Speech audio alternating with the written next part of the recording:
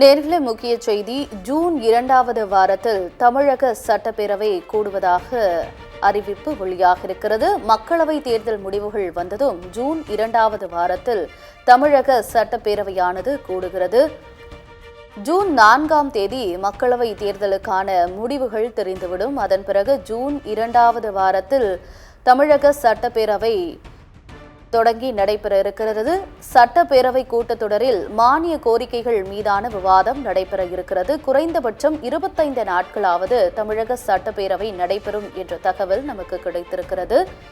June முதல் வாரத்தில், அதாவது 4ஆம் தேதி நாடாளுமன்ற தேர்தலுக்கான முடிவுகள் தெரிந்துவிடும்.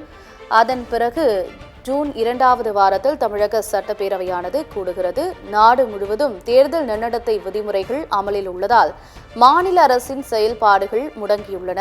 தற்போது நடைமுறையில் இருக்கக்கூடிய திட்டங்களுக்கு மட்டுமே தேர்தல் ஆணையம் அனுமதி வழங்கியுள்ளது. இந்த நிலையில் மக்களவை தேர்தல் முடிவுகள் வந்ததும் ஜூன் 2வது வாரத்தில் தமிழக சட்டப்பேரவையானது கூட உள்ளது. இதில் மானிய கோரிக்கைகள் மீதான விவாதங்கள் நடைபெற உள்ளது. குறைந்தபட்சம் 25 நாட்களாவது தமிழக சட்டப்பேரவை நடைபெறும் என்ற தகவல் வெளியாகியிருக்கிறது. இது தொடர்பான மேலும் விவரங்களை பின்னர் வரக்கூடிய செய்தி தொகுப்பில் விரிவாக பார்க்கலாம்.